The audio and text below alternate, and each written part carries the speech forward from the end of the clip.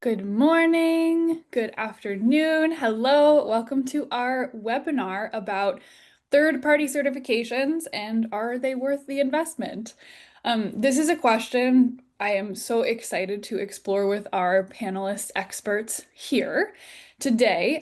So we have some people from across the supply chain and we will learn how they're using data and basically how these certifications are helping brands communicate their impact and drive positivity in the world.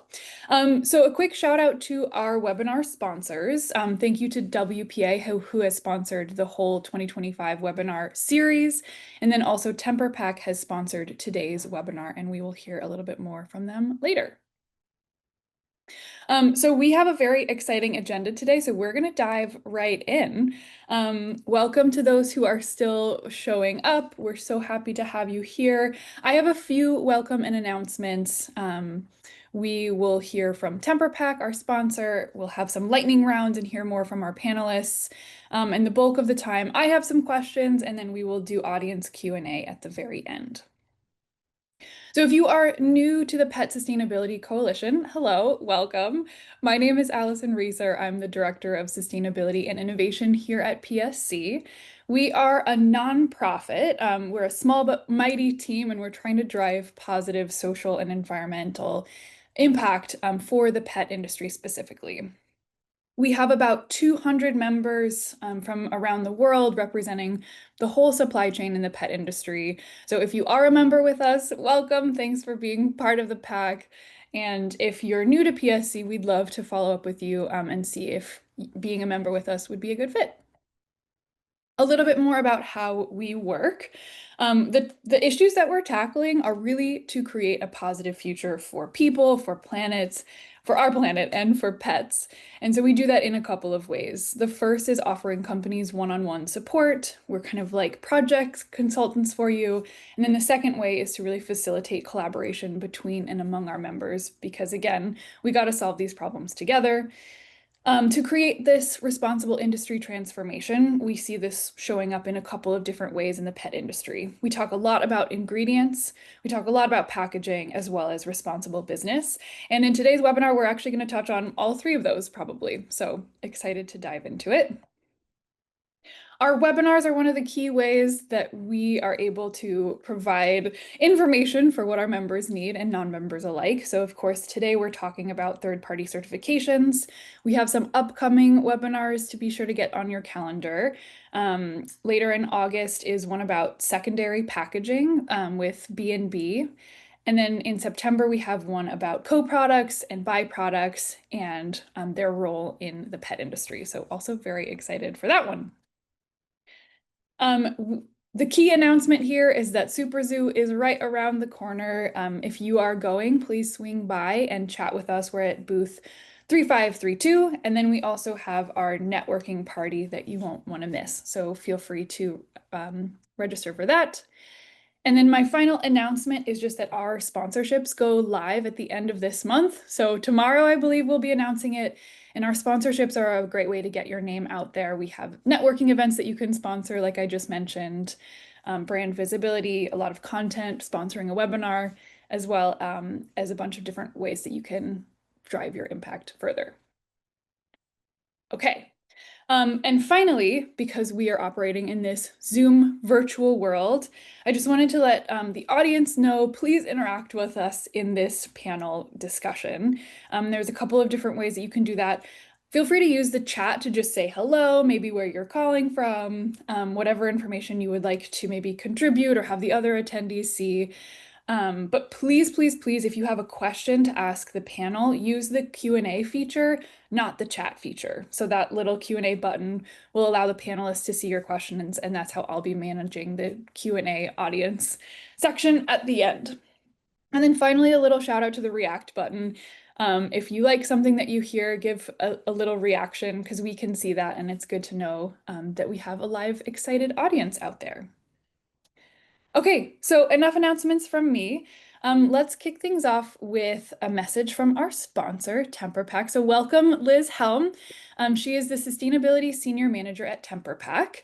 TemperPak develops and manufactures sustainable packaging products that offer the functionality and the performance of traditional materials without unnecessary plastic waste. So, Liz, over to you. Great. Thanks, Allison, for that intro and for putting together this important conversation today. Our founders started TemperPak 10 years ago with the goal of eliminating styrofoam coolers that they were receiving in the mail, which, although is a great insulator, that can't be recycled in curbside recycling streams. They break apart into litter when they're handled, and they're derived from petroleum-based materials from fossil fuel extraction, contributing to climate change. And it's exciting to be part of this discussion today because industries like pet food, where cold chain and protective materials are essential to your business. So we're excited to be part of this network and this problem that we're all facing together. Our journey in creating truly sustainable packaging relies heavily on third-party certifications. It not only sets a framework for our packaging designers to work within, but it creates trust with brands and consumers who are looking for verification that what you're saying about your packaging is true. I was at an SPC, Sustainable Packaging Coalition conference, I think earlier this year or last year, where I heard someone say with frustration that sustainable products are often put under much more scrutiny than conventional or incumbent materials, almost to a fault that we need or we're looking for a perfectly sustainable product in order to make progress. And it must have every single certification, it's got every single thing, it checks every single box under the sun in order to be accepted as progress. In our experience, pursuing certifications that matter most to our consumers and our customers and our mission have opened the door for us in our industry. And we really see them as a valuable tool in getting where you want to go and looking ahead to see where you might want to go in the future. The end of life certifications like how to recycle for our recyclable solutions and TUV Austria for our compostable solutions have really served their purpose in making sure that they get to the right places at the end of their life after they've served their purpose. Both help end users and our customers trust what we're saying is true and know what to do with the packaging after they receive it. But as we mature and as our kind of sustainability journey evolves, looking at certifications beyond end of life and on the product level are becoming increasingly more important. And I wanted to share USDA bio-based is one that we have for two of our products that was actually introduced to us by a customer. And that just that connection, that customer to supplier or partner, innovation partner, packaging supplier, whatever you want to call it, is so important in the discussion of third-party certifications. A USDA bio-based is connected to the USDA Bio Preferred program that promotes the use of renewable inputs, but we were not aware of that certification before someone brought it to us. And we know at TemperPak that what our mission is, and we know that we can't do it alone. So building that certification programming with customers' voices, with customers' inputs is crucial to achieving our mission. So I would just encourage all that are on the call and that are a part of this space to talk to your suppliers, talk to your customers, talk upstream to your suppliers to see what's important to them. It may be as simple as a lab test or a framework that we can all agree upon, but it's been a pretty valuable way for us to go after sustainable packaging, which can be a nebulous topic. So we're really proud to be here today. I'm happy to answer any questions you have that you can funnel to Allison and or connect later. And thanks again for Pet Sustainability Coalition for facilitating this conversation today.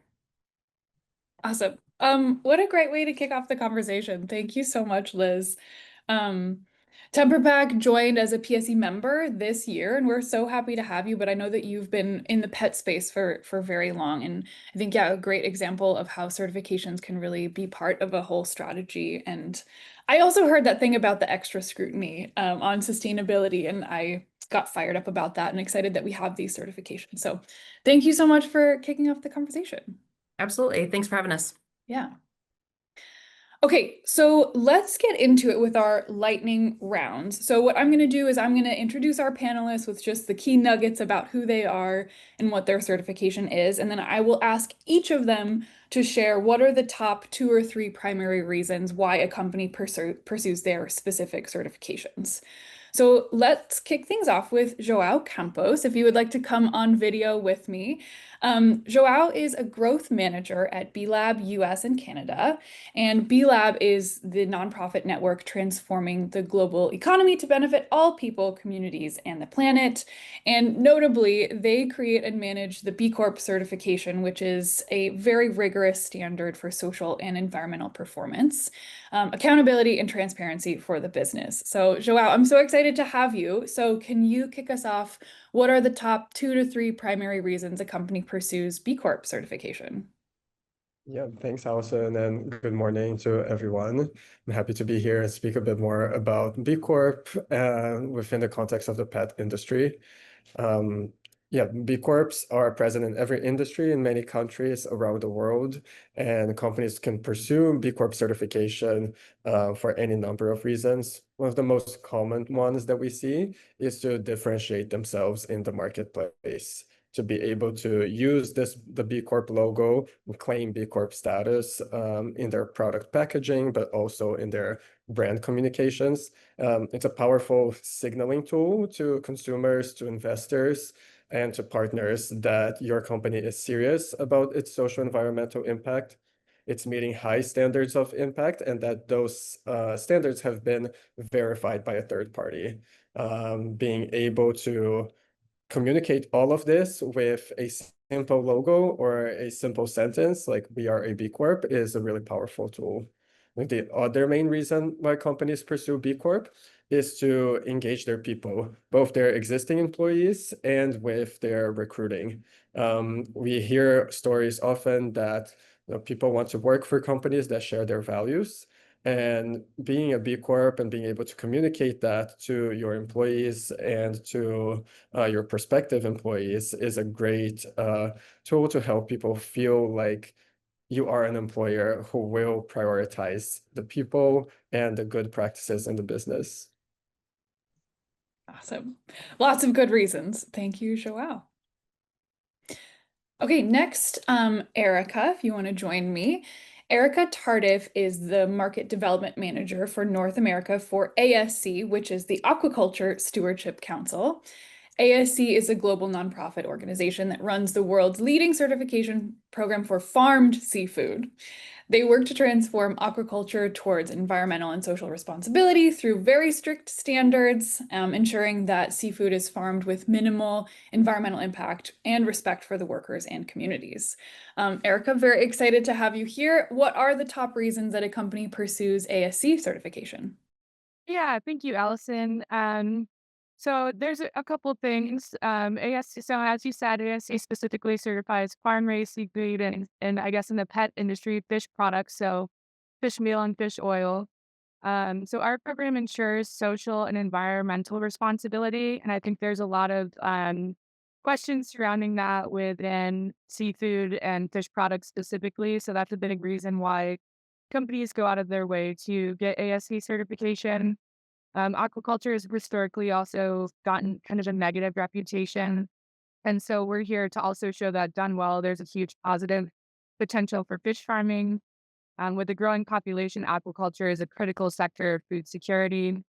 With the ASC certification, hundreds of strict requirements regarding fish health, social factors, and the environment must be met. The social aspect of our standard has really been highlighted in the last few years too, with some concerns in the seafood industry. As Allison also said, we're recognized as the world's leading certification program for aquaculture products. We offer the highest levels of traceability and transparency, with every entity in the supply chain earning ASC certification in order for that label to be on our product. So it's not just the farm level, it's also the feed mill, it's also the processors, the distributors, anybody handling the product has to go through a certification process with a third party auditor. I'd say in addition to the social and environmental responsibility aspects we bring, it kind of also creates resilient supply chains for businesses, ensuring they know where their products are coming from and that they're done well and responsibly. Thank you. All right. Next, please welcome Nicole Coonan.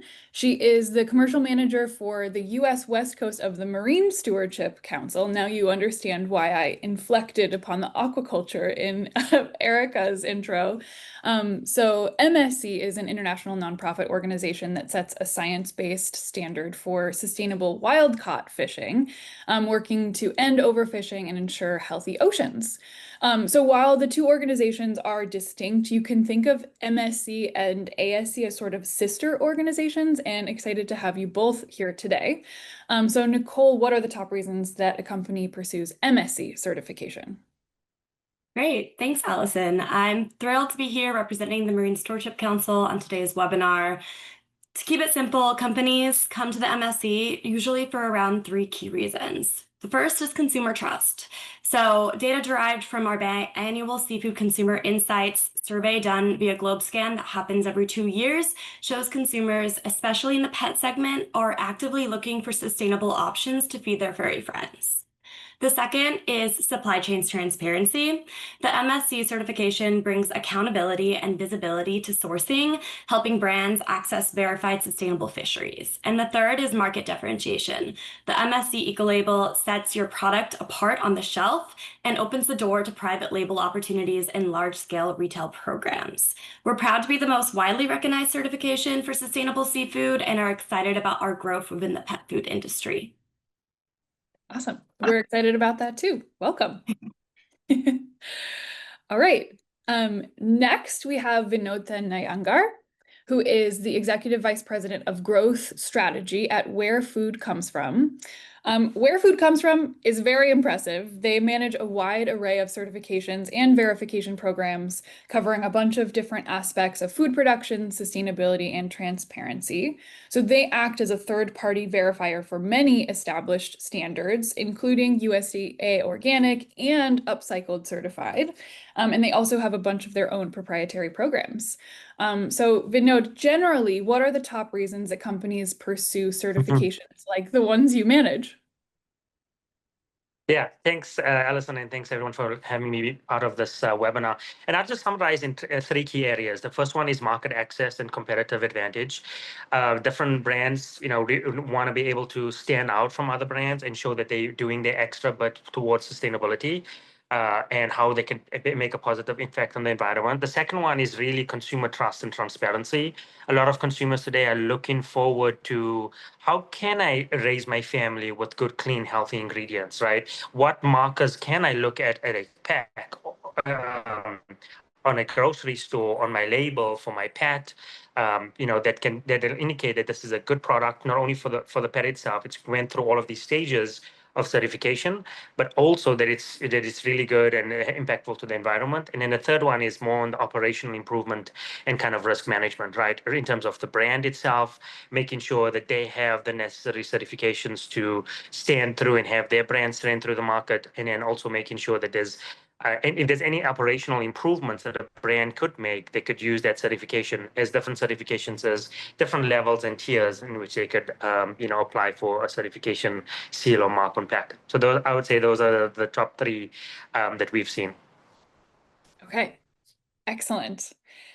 And our final panelist that I'm excited to introduce is PSC's very own Hannah Terrell-Wysocki, who is the accreditation manager at PSC. So the PSC accreditation program is specific to the pet industry and measures and verifies sustainable business operations. So while any company in the pet industry can join us as members, only those that meet the rigorous sustainability standards can achieve accreditation with us. So Hannah, what are the top reasons that companies pursue PSC accreditation? Yeah, hi everybody. It's great to be here. So really echoing a lot of what has already been said, but one of the reasons is because out of all the certifications that are out there, we really see companies choosing PSC accreditation because they are looking for that differentiation that's been mentioned, and because it's specific to the pet industry. So I think one of the best recommendations out there that I've heard about choosing a certification is making sure that it aligns with your identity. So we see companies pursuing PSC accreditation for that pet specific angle that really fits their identity. Second, because of the assets it provides when it comes to storytelling.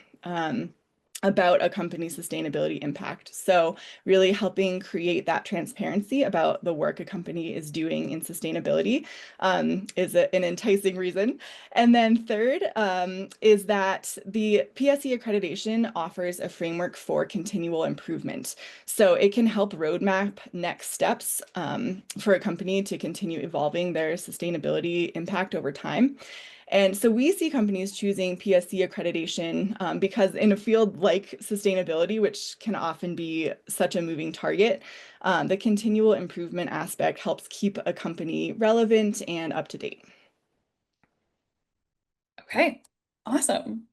So I'm going to go ahead and stop sharing, and if all of the panelists can join me on camera again, let's get into our panel discussion.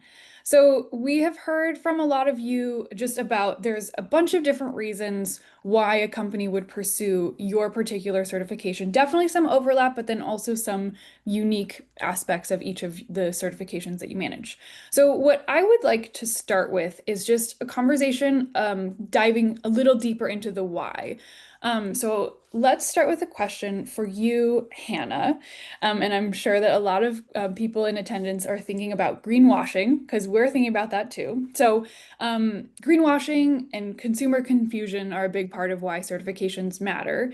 And so from PSC's perspective, what are the biggest challenges that pet companies face in making credible sustainability claims today? And how do these legitimate third-party certifications help cut through that noise and confusion? Great. So when we talk about greenwashing, right, we're talking about those kind of unsubstantiated green claims that can come off as vague or broad, like eco-friendly or 100% sustainable, and kind of leave you wondering, like, what does that really mean? So one challenge that we have identified is that it's often the marketing or the sales team that, are charged with this task of talking about the sustainability of a brand or a product. And they don't always have the most accurate or most up-to-date information about a company's actual initiatives or impacts, or even sometimes like the background or the training to understand what a various, claims might mean. So it's really like the sustainability teams or the operations staff or the supply chain managers who have that knowledge. But that cross-departmental communication can be an additional hurdle. So having a third-party certification that clearly defines the impact can help solve this because it gives that marketing and sales team exactly what they need in order to tell a story in a credible way. The other piece here is that really in this day and age, we all know that it's no longer good enough to make an unsubstantiated claim, right? Like we know we need to back our claims up with more information, with data. And there's not always a lot of real estate on pack or even, on promotional materials to list all of that information.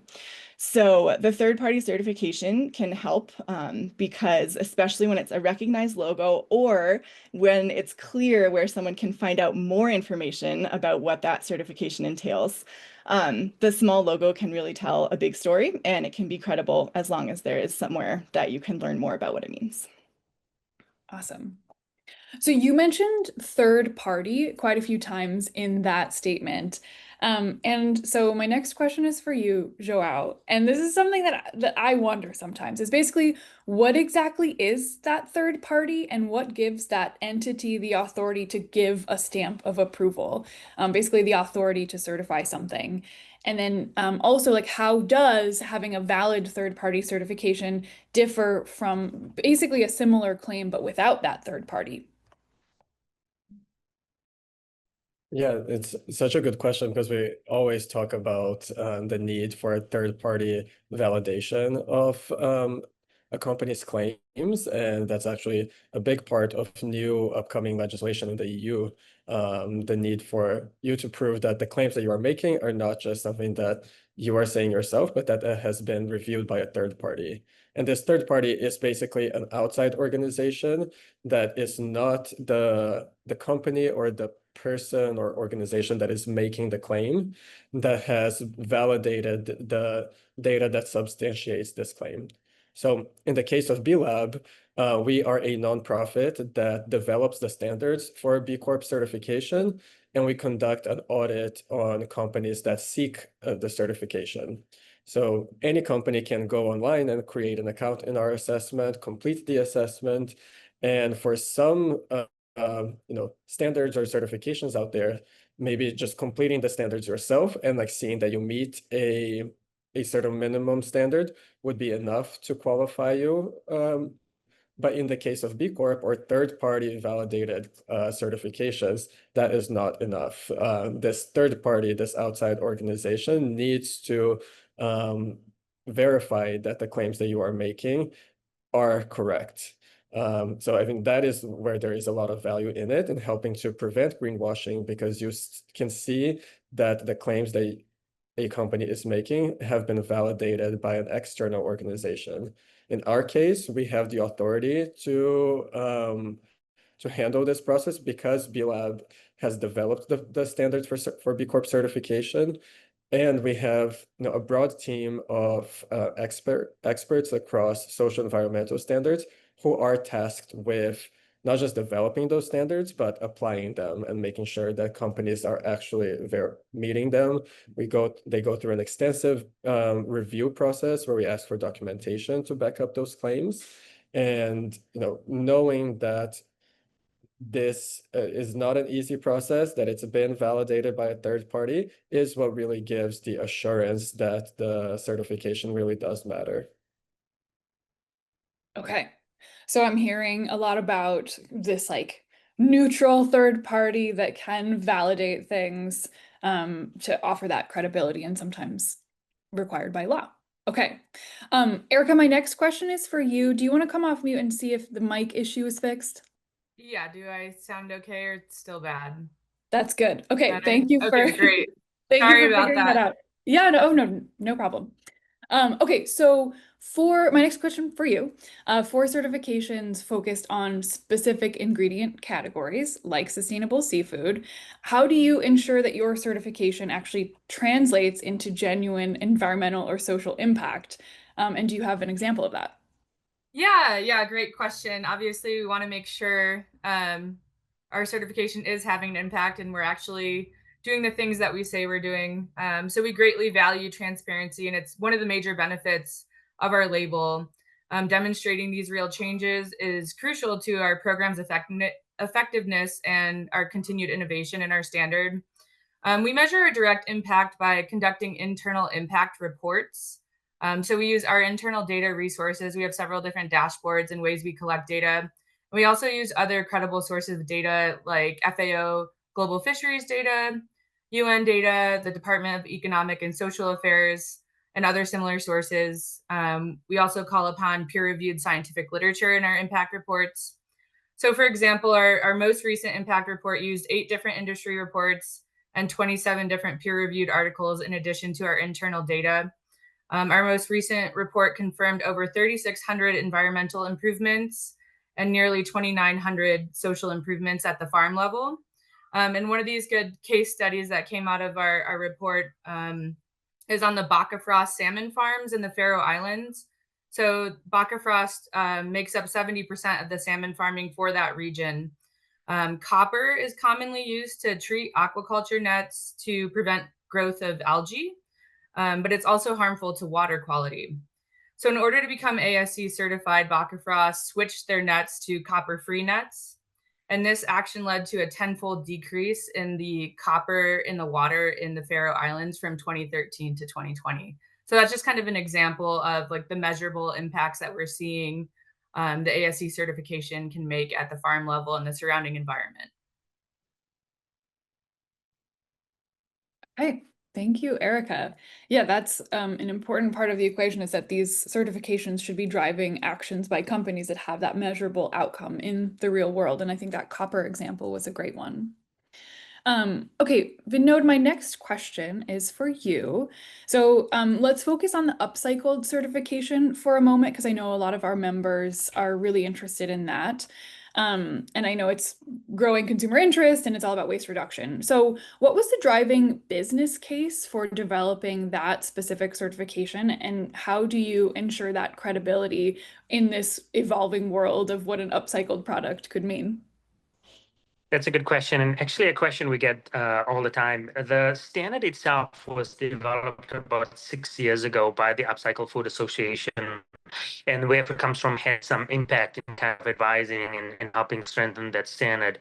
But the main impetus for that standard as it arose was there's been about 40%, 35 to 40% of food worldwide goes to waste. And that's a tremendous impact, right, in terms of greenhouse gases if it's just composting or breaking down.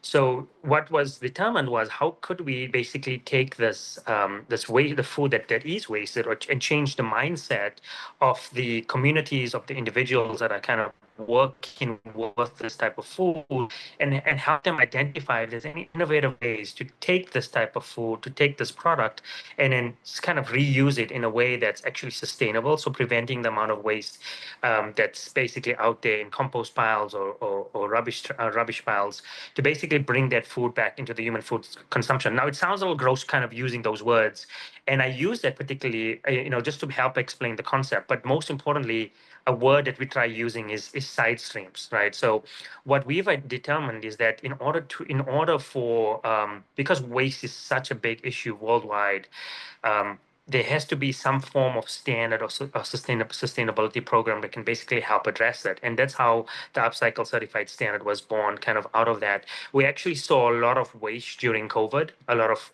good products being thrown out. And that was one of the driving force in using that as a good learning platform in order to really educate communities around the world that if a produce item doesn't look perfect, if a potato has a few dents in them, it's actually completely fine. It's still as healthy, still as nutritious. So it's really about how can we change the way of thinking of some of these organizations and programs. And what we've seen over the years is that a lot of the consumers itself are looking for how can they produce and how can they focus on their level of contribution to sustainability in the environment. And one of the aspects that we've seen is that there's a stat that I believe the SPINS organization had basically put out that said that about 73% of shoppers are actually influenced by a certain type of product certification, right? So that could be organic, it could be upcycled, it could be ASC, it could be MSC.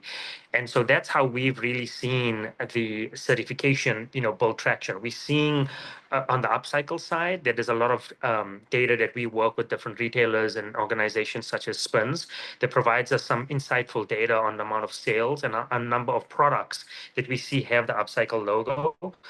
So we've really seen a lot of growth basically come out of that. Also goes to say that on the consumer level, how can I contribute to sustainability? And one of the ways is using the Upcycle Certification seal. Has been one of the ways that we've seen them wanting to contribute to that. Okay. Wow. Well, I know it's difficult to squeeze in a conversation about why companies should consider certifications in like a 12-minute conversation, but I think some of the things I've heard you all talk about so far are that, well, in some places, third-party certifications and validation are required by law. But then beyond that, we talked about how it can really help marketing teams clearly communicate what is actually going on operationally. Consumers are looking for the certifications.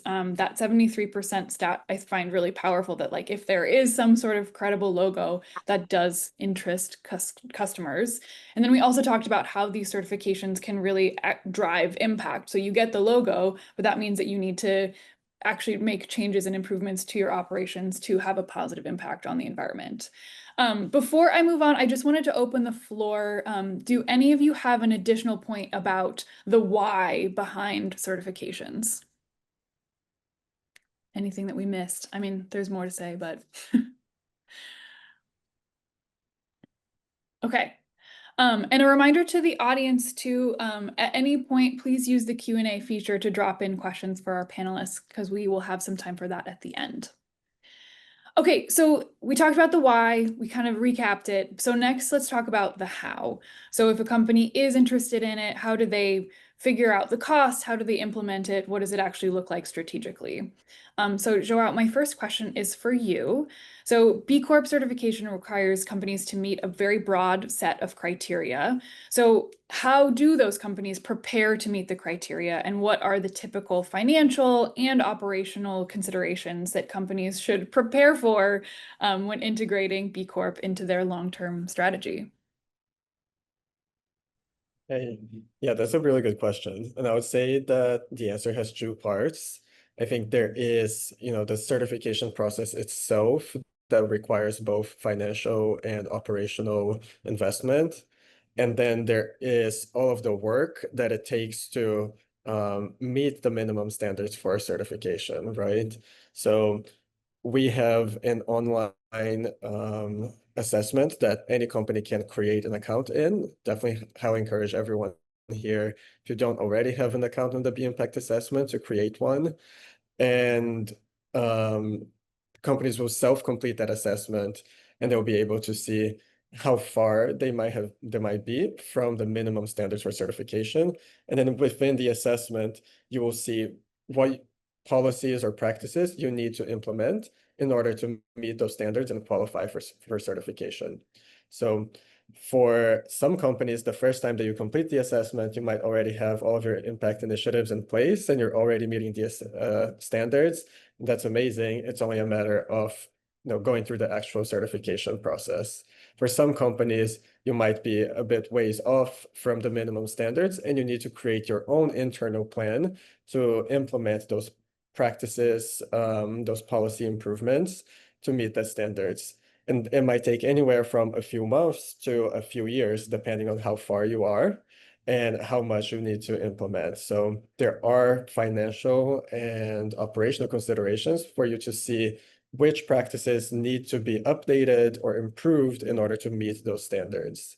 And I think that just using that assessment to point you in the direction of the specific policy changes that you need to make will be super helpful. Then the second part of it is, okay, you're meeting the standards, you think you'll qualify, now you're submitting the assessment for verification to actually get the certification. That also has some operational and financial considerations. Companies do pay a fee to get certified as a B Corp. So once you are approved, you pay a certification fee, and that's annual. It's based on your revenue. So there is that financial consideration. And there's the operational consideration of all of the time and effort that it will take to not only complete the assessment, but then go through the review process, provide documentation to back up your answers, respond to your analyst. So it is an investment on the company's part to go through this process. So we really always recommend companies start by just creating an account in the assessment and seeing how far you might be from the standard, so you can tell for yourself how much more of an investment this will be for you. Okay. Well, and it sounds like there's kind of a dip your toe in the water option with that. You can self-assess with the assessment online and then kind of make a plan from there. Thank you for laying that all out. Vinod, I'd love to kind of continue the conversation with you about the whole cost versus credibility versus impact equation, because that can feel kind of daunting to people that are pursuing this. So what advice do you have for companies trying to weigh the potential cost of certification against the benefits that they will gain if they achieve it? We get that question quite a bit from brands because, we have smaller brands, medium-sized brands, and larger brands that not everybody has the ability to pay for certification, right? In many cases, they need to justify that with their marketing team or their finance team. And I think one of the most important things in questions is that sometimes everybody wants to get all the certifications that are valuable. So one of the ways is just identifying what's going to be the best, most impactful certification for that particular brand. Right. And so firstly, one of the tools that we've developed is basically an ROI calculator, right, that we've worked very diligent on. And, I can find a way to share this with any of the brands that might be attending this call, to basically look at and to see what their payback is, right? Depending on the amount of units and product that they're selling in the retail store. So that would be the first thing, right? Really identifying like, what is my ROI? What can I get out of this? Will be the first step that we really ask brands, and it asks brands about which ones would be most impactful for them. And then secondly, what's the ROI for that? The other piece is, what kind of store or what retail or online store are you looking to get into? There's certain types of stores today, like your Whole Foods, your Sprouts, your natural grocers in that natural channel, that many of them have quite strict regulations or requirements for a brand in order for their brand to be on store shelf. So if you go to some of the Whole Foods markets requirements on sourcing requirements, they have different types of programs that are actually listed on certain types of, depending on the type of product you have, what that requirement might be. And so that's really kind of that second step. We go to brands and say, okay, what is your retailer, asking for? Because we want to make sure that, as much as we would like to help them with all certifications, we want to make sure it's very impactful, right? Because some brands can only share, only afford one certification, and then on the other end you have brands that are like, okay, I want all three certifications. And so it's a very careful consideration that conversation that we need to have with these brands to really figure out how they can acclimate to certification and getting that. And then the other piece is just really trying to work with the brand ahead of time. All right, there's some brands today that know all of the above. They're like, okay, we know the ROI on this. A particular type of retailer is saying we need to get upcycle, or we need to show some kind of standard that shows your scope 3 emissions, right? Or you're meeting certain types of scope 3 emissions. And so we've worked with brands in North America and in Europe where an upcycle certification actually allows you to meet your scope 3 emissions. So some brands get it as a result of that. And then the other piece is making sure that during the R&D phase, we always speak to brands that are wanting to add more and more products. Consider certification when you're working on the R&D phase, because that's really a phase where brands basically come to us today and they're like, oh, I wish I could have got the certification 2 months ago when I just sourced the canola oil or a fish oil for, that wasn't upcycle certified. So those are really some of the areas that we really ask brands these questions before they spend the amount of money going through certification, to make sure it's most impactful and meaningful to them and to the target audience they'd like to capture. Great. A quick pause to just say I really appreciate you all being here for this conversation, because like, you all represent certifications, but we're talking about like maybe when it doesn't make sense. So actually, Hannah, I wanted to talk with you a little bit more about that too, because at PSC, we see companies at a bunch of different stages of their sustainability journey. And sometimes getting a third-party certification makes strategic sense, but sometimes it doesn't. So could you talk us through when it might not be the right step or worth the investment? Sure. So yeah, as you mentioned, we work with companies kind of across the spectrum, from companies just starting up to companies who have been established for a long time, and also companies across the value chain. So that includes ingredients and packaging suppliers, manufacturers, and brands. And what I would say is important for any of those companies who are considering our third-party certification or another is that that strategy, right? Strategically choosing a certification that is authentic to your company. So really asking like, what is the story that your company is trying to tell, and how can this third-party certification help communicate that effectively? So from the B2B perspective, if you're a supplier, a question that you might ask yourself is, what certifications are the customers that I supply looking for? Do they have supplier codes of conduct that include specific certifications? And Liz even spoke to this actually in her intro. She gave a real life example of a customer introducing TemperPak to a certification that they ended up pursuing. And then from the B2C perspective, for example, if you are a brand, questions that you might ask yourself, right? Like what certifications are recognized and meaningful to my ideal customers? And like Vinod mentioned, which certifications are given preference or maybe even required by the distributors or retailers that I work with or I want to work with. So all that said, PSC is a company-wide assessment, so it's not specific to one product. And so it typically makes most strategic sense to pursue it once the company is up and running, the product exists, you've been in operation long enough that you have some policies and procedures in place. And this is because we verify not just the environmental impact of the product itself, but also the company-wide business practices and social impact. So that includes elements like employee handbooks or human rights policies or supplier codes of conduct.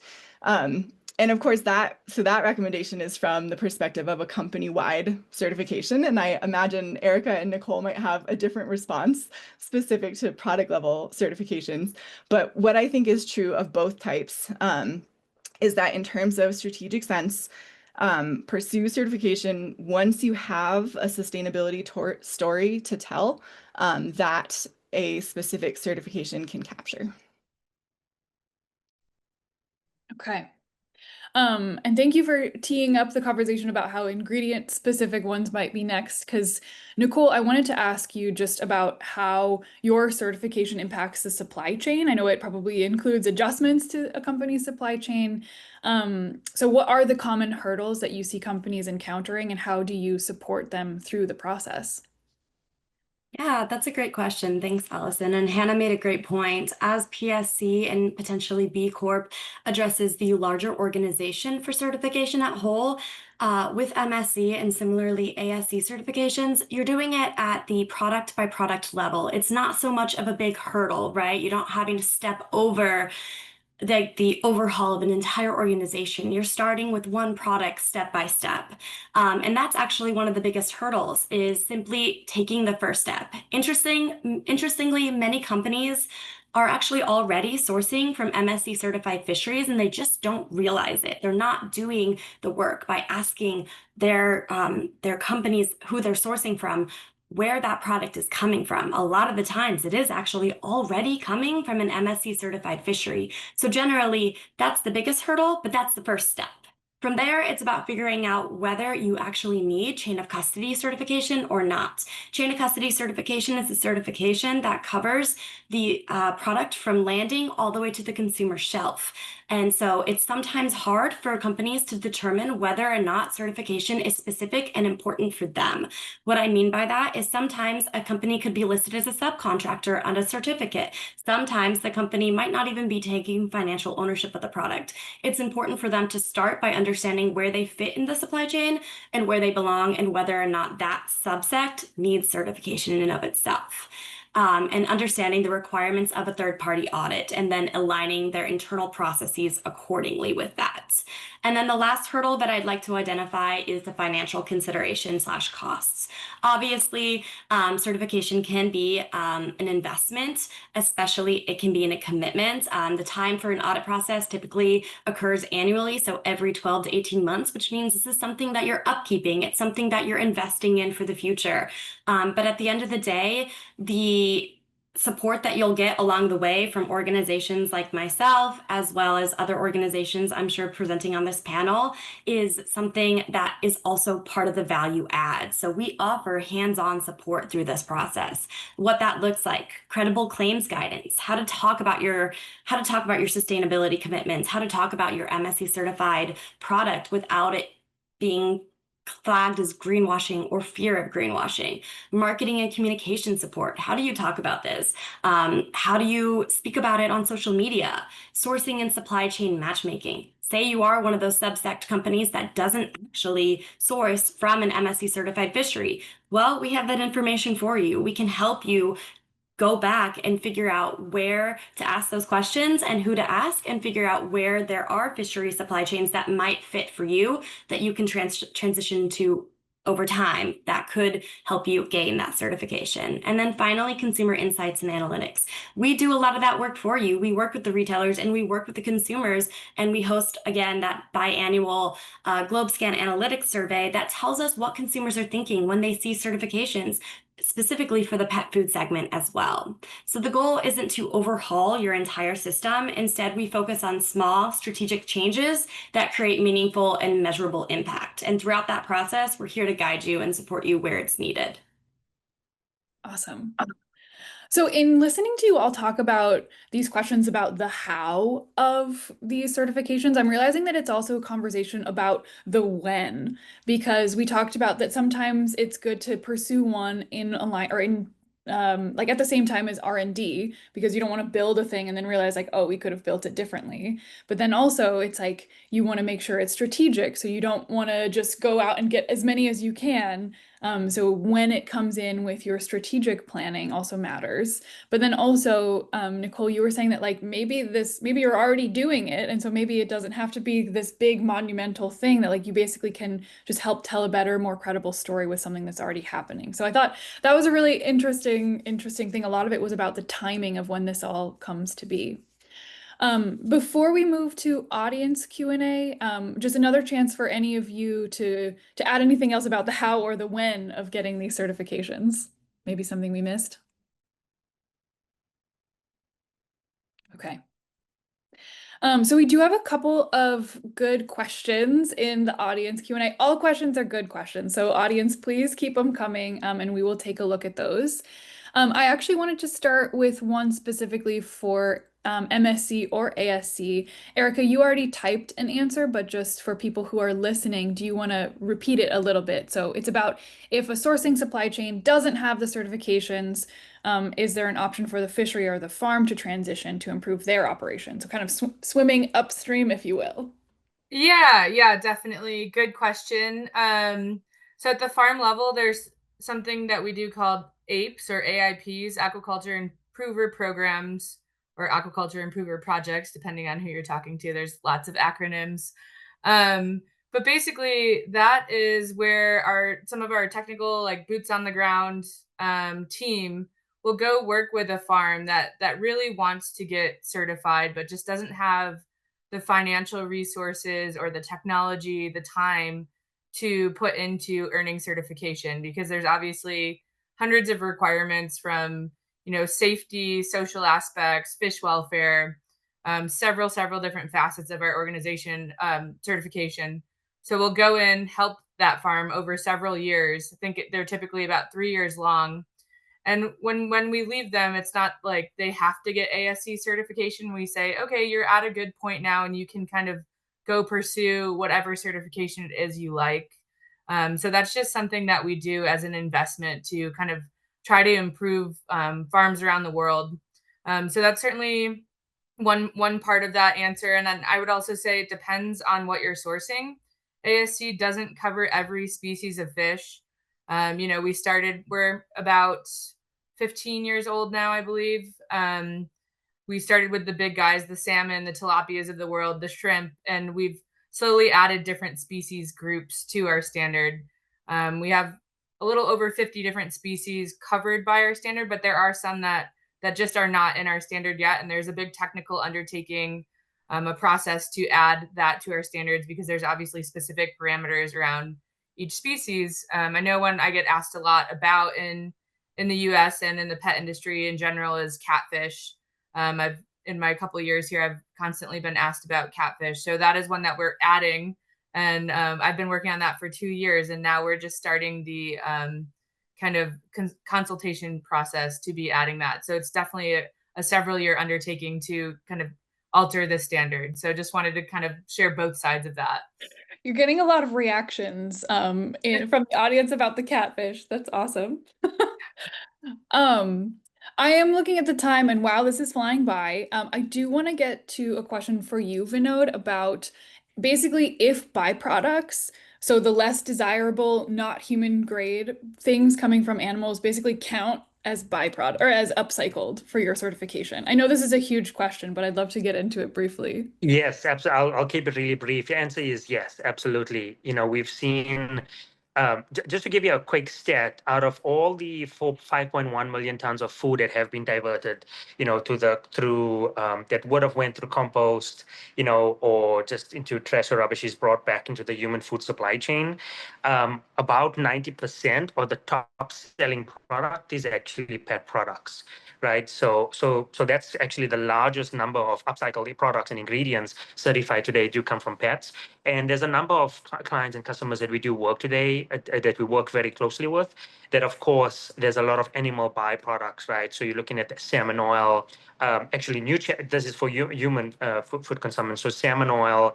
An organization called New Chapter, they've very well known for their vitamins and supplements, as an upcycled product, an ingredient, that they use. So there's absolutely a large number of products that are coming today that are animal byproducts that go back, that basically are upcycle certified.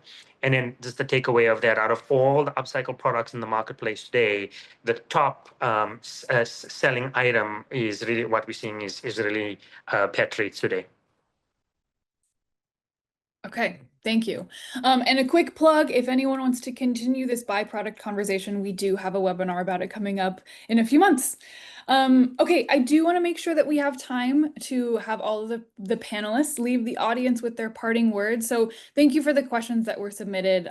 We will have a record of those and may be able to follow up with you afterwards, but great questions, everybody. So I just would like to hear from each of you in a few seconds, basically. So basically, are third-party certifications worth the investment, and any other thoughts you would like to leave the audience with? Nicole, can we start with you? Absolutely. In my belief, third-party certification is absolutely worth the investment when it aligns with your brand values and the supply chain. As mentioned earlier, MSC certification builds consumer trust and strengthens retailer relationships and sets your product apart in a crowded market.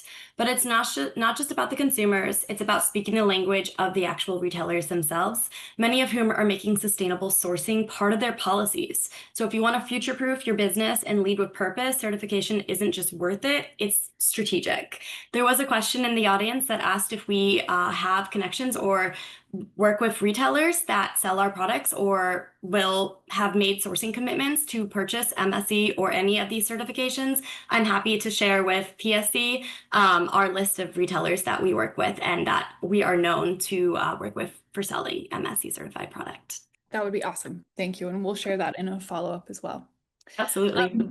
Okay, Erica, closing thoughts. Yeah, Nicole's words were great. I would say exactly that. Something I try to echo with our certification too, it's not just a responsibility or sustainability decision, but it's also great for business practices. If your business is at the correct point, it creates supply chain resiliency. It creates kind of a stability and quality within your product. So it's not just like kind of to advertise to the consumer that's expecting to have responsible products, but it also is a wise decision for businesses when you get to that point of kind of having really complex global supply chains. It can kind of do some of the work for you in assuring your products. Great. We'll do Hannah, Joao, and then Vinod. Great. Yeah, so, we know consumer trends are showing that consumers, especially younger ones, believe that claims have to be backed up, right? They're getting much smarter to greenwashing claims. So having that credible third-party certification that's authentic to your company is, a really important way to legitimize and communicate your story.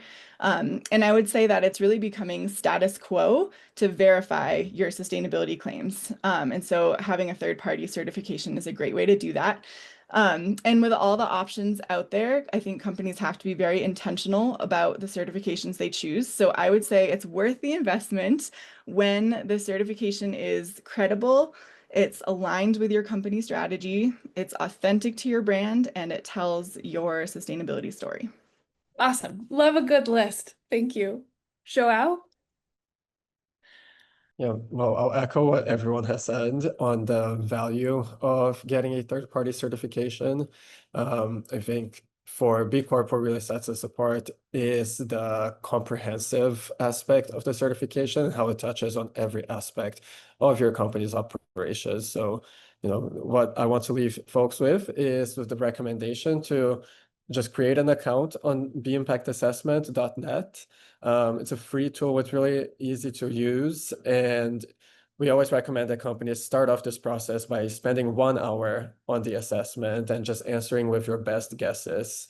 Even if you're just estimating, getting a sense of where you are and how far you might be from the standards for certification is the best way to structure your own internal impact priorities to start uncovering new initiatives that you might want to implement and what it might take to get them there. Because the assessment also includes implementation guidelines. Yep. And if you have any questions about B Corp at all, I think you just dropped a link here, Allison, so you can reach out to us at certify@bcorporation.net. Great. You got to start somewhere. Okay, and Vinod. Yeah, and I'll keep this really quick. I think most importantly for any brands is really to think about their consumer, right? The consumer is really what allows these brands to continue going through in the market. If you have a great product, your consumers will continue, buying your product. If you have a certification, it builds a lot of brand loyalty. So to summarize, I would say make sure you guys are listening to what your consumers are wanting, what your consumers are asking for. Look at any data. So if there's any retailers that offer you data to look at what types of products or names of certain seals on certification that basically help you grow your brand or build traction, I think is easily and critically as important. So I'd kind of leave you with those 2 points for the brands to think about. Amazing. Well, thank you all so much for sharing your knowledge and your advice about this space. It's so important. So I will just leave you with gratitude. Thank you so much, and thank you to our wonderful audience. That's a wrap on certifications, and see you in the next webinar.